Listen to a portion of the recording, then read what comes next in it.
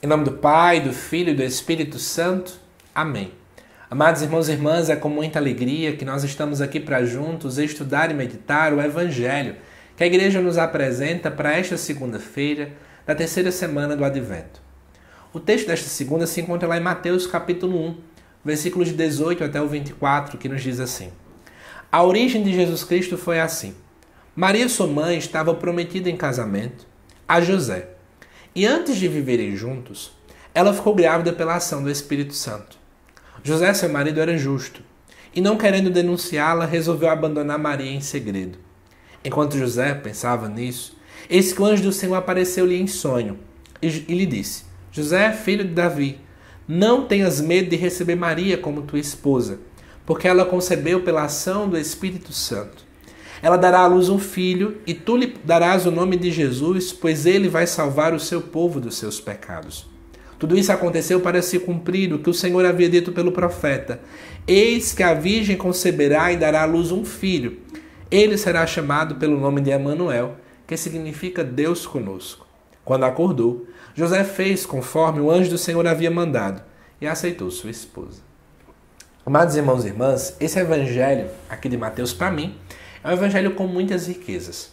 Se fosse trazer todas as riquezas para vocês, daria um vídeo aqui de meia hora. Então, vamos fazer alguns toques importantes, tendo em vista o Natal que nós estamos aí às portas para celebrarmos. Em primeiro lugar, que o evangelho de Mateus ele não foca tanto em Nossa Senhora.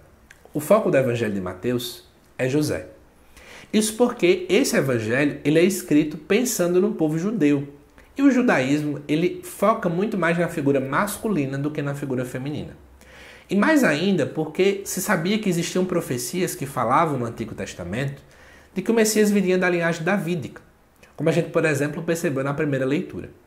E a linhagem do filho vem não da mãe, mas vem do pai. Então é importante realmente mostrar, primeiro, que o pai era da linhagem davídica, que acontece isso nos versículos anteriores, e em segundo lugar, que esse pai ele também aceitou Jesus como filho. Porque quando um pai, segundo o costume judaico, dava inclusive nome ao filho, automaticamente ele aceitava ele como filho. E é isso que a gente vê aqui dentro do texto. Diz o texto que Maria estava prometida em casamento. Isso era algo natural, tá bom? Porque o casamento naquele tempo acontecia em duas etapas.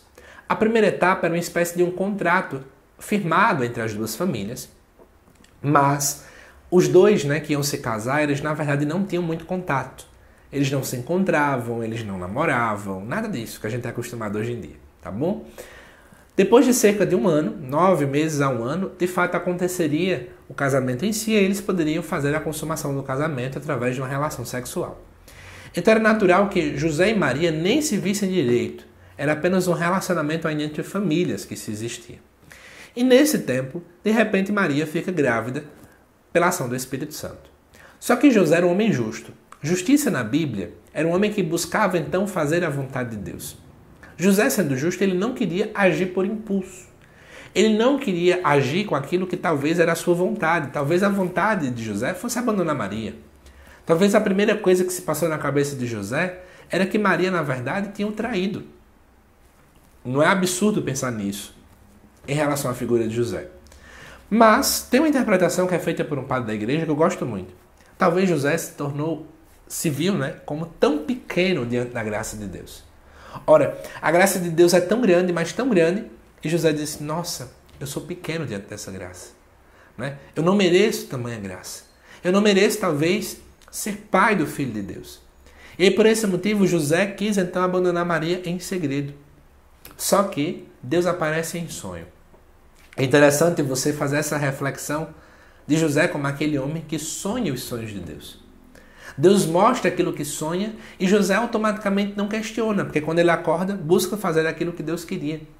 José escutou os sonhos de Deus e automaticamente quis seguir os sonhos de Deus. Amados irmãos e irmãs, se preparar para o Natal também é sonhar os sonhos de Deus. Deus sonhou em enviar o seu Filho para salvar a humanidade. E eu também preciso sonhar com que ele possa mais uma vez nascer no seio da minha família, no seio da nossa sociedade. Em um mundo, muitas vezes, tão apático à presença de Deus. Eu preciso sonhar esses sonhos de Deus também. Eu preciso muitas vezes perceber que eu sou pequeno diante da vontade de Deus. porque eu sou um grão de areia. Mas mesmo sendo tão pequeno, eu quero colaborar com a vontade de Deus. Eu quero corresponder com aquilo que Deus sonha para a minha vida, para a vida da minha família. Será que nós estamos colaborando com a ação de Deus? Será que nós estamos sonhando os sonhos de Deus? Que fica essa reflexão aqui à luz do texto. E obviamente José deu o nome a Jesus, José acolheu ele como filho, e aí as promessas começam então a acontecer. Da linhagem davídica surge o Messias, aquele que veio nos salvar de todo pecado. Amados irmãos e irmãs, nessa segunda-feira, somos chamados então a imitar a figura de José. O Natal está chegando. Sejamos homens e mulheres similares a José, que acolhem a palavra, que sonham então os sonhos de Deus. Que Deus te abençoe, amado irmão e irmã. Eu te faço um grande convite também. Nesta segunda-feira, às 9 horas da noite, vai rolar aí uma aula muito especial sobre o sentido do Natal e da oitava de Natal, à luz da palavra de Deus. E você quer aprender mais sobre isso, você não pode ficar de fora, tá bom? Basta você entrar no link da descrição aí, do grupo do WhatsApp, você vai entrar lá, entre antes das 9 horas da noite, que eu vou dar todas as orientações de como é que vai acontecer. Aguardo por você, tá bom? Que Deus te abençoe, amado irmão e irmã, e não perca esse evento aí incrível, gratuito e online. Até já!